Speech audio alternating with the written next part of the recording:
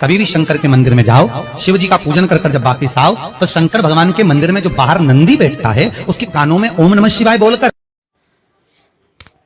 नंदी जी महाराज के कान में कौन सा शब्द है जो बोल देने से हर कामना पूरी हो जाती है? नंदी जी महाराज के कान में कब बोले, कैसे शिव जी की आराधना करें, क्या नंदी जी महाराज को बिल्वपत्र पुष्प अर्पित करना चाहिए, तमाम बातें गुरुदेव ने अपने इस कथा के माध्यम से बताया है।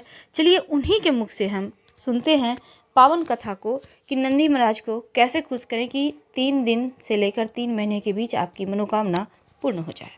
अपने मन की कामना उसके कानों में बोलकर आप आ जाइए, आपकी कामना 3 महीने में पूरी हो जाती है। नंदी के ईश्वर भगवान का स्मरण करिए। अगर 7 बेलपत्र आप शंकर को समर्पित करते हो तो 1 बेलपत्र नंदी भगवान पर भी अवश्य समर्पित करिए। नंदीश्वर भगवान शिव को समर्पित, 1 बेलपत्र नंदी केश्वर की ओर चढ़े। और बहुत ध्यान दीजिए महाराज, अगर कोई काम अटक रहा है, नहीं हो रहा, बहुत प्रयास करा, तो भगवान शंकर के मंदिर में 5 बेलपत्र चढ़ाइए। और शंकर भगवान की जो छोटी लड़की है अशोक सुंदरी, आपको बताया था ना अशोक सुंदरी का स्थान, भगवान शंकर की 6 लड़कियां हैं, उसमें से सबसे छोटी लड़की अशोक सुंदरी की जगह पर 1 बेलपत्र चढ़ाइए। फिर 1 बेलपत्र नंदीकेश्वर पर चढ़ाइए। और नंदीकेश्वर पर चढ़ाने के बाद भगवान शंकर के मंदिर के बाहर चौखट पर दिया लगा दीजिए साइड में, और फिर अपने घर पर आ जाइए, आपका कार्य सफल होना प्रारंभ हो जाए। नंदीकेश्वर भगवान नंदीकेश्वर का स्मरण कर लेने पर जीव आनंद सुख की अनुभूति करता है, आनंद सुख को पाता। भगवान नंदीकेश्वर का पूरी दुनिया में केवल एक केदारनाथ ही एक ऐसा है जहां पर ओम कुंड विराजमान है। कौन सा कुंड है वहां पर? ओम कुंड। जो बच्चा हकलाता है, तोतला बोलता है या गूंगा होता है, जिसकी वाणी नहीं होती, वो अगर ओम कुंड पर जाकर ओम बोलने का प्रयास करता है तो जितनी देर तक उसके मुंह से घुन्न की आवाज निकलती है उतनी देर तक ओम कुंड में से पानी का बुलबुला निकलता रहता है। और 7 या 8 बार बोलने से व्यक्ति हकलाना छोड़ देता है, तोतला बोलना छोड़ देता है, उसकी वाणी आ जाती है। वो ओम कुंड केदारनाथ जी में बसता है।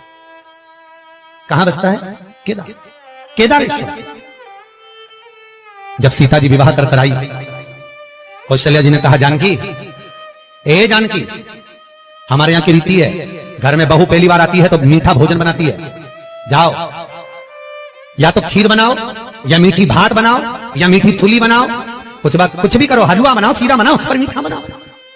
बनाइए, जाओ जाओ जरा। सीता मैया गई और माता जानकी ने खीर बनाई। क्या बनाई माता जानकी ने? जम के बोलो जरा। खीर।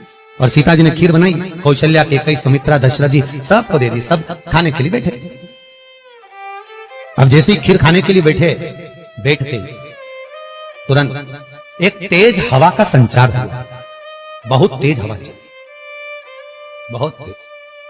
और जैसे ही हवा चली, एक कचरा दशरथ जी के कटोरे में खीर में जाकर गिर गया। एक तिनका, एक कचरा दशरथ जी के कटोरे। सीता जी खीर परोसकर इधर से निकल रही थी, उन्हें दशरथ जी के कटोरे में खीर में तिनका देखा, कचरा देखा, तो सीता जी को लगा, पहली बार तो मैं अपने ससुर को भोजन करा रही हूं, पहली बार तो मैं अपने ससुर को भोग लगा रही हूं। अगर ससुर के कटोरे में कचरा दिखेगा, तिनका दिखेगा, तो ससुर क्या कहेंगे?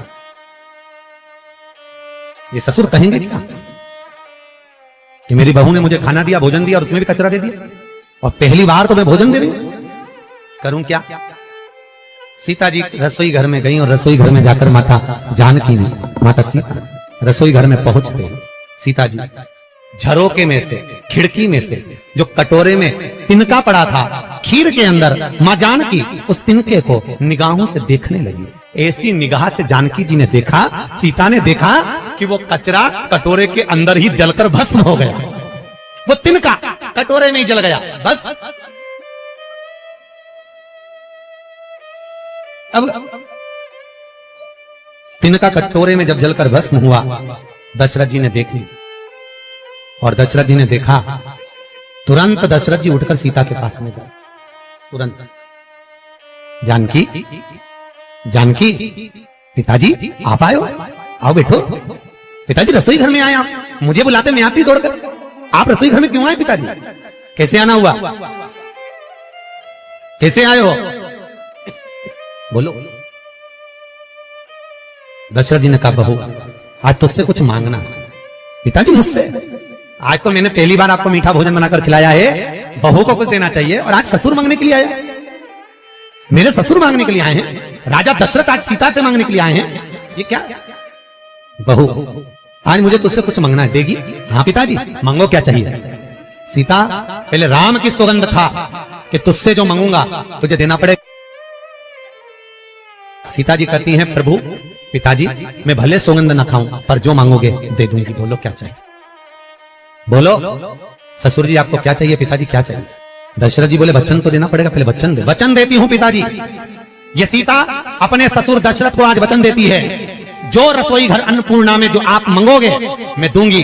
तो दशरथ जी ने कहा, तूने वचन दिया है सीता, तो मुझे आज वचन के रूप में दे दे कि जैसे आज तूने कटोरे में पड़े हुए तिनके को देखा, ऐसा किसी दुश्मन को भी मत देखना, वचन दे।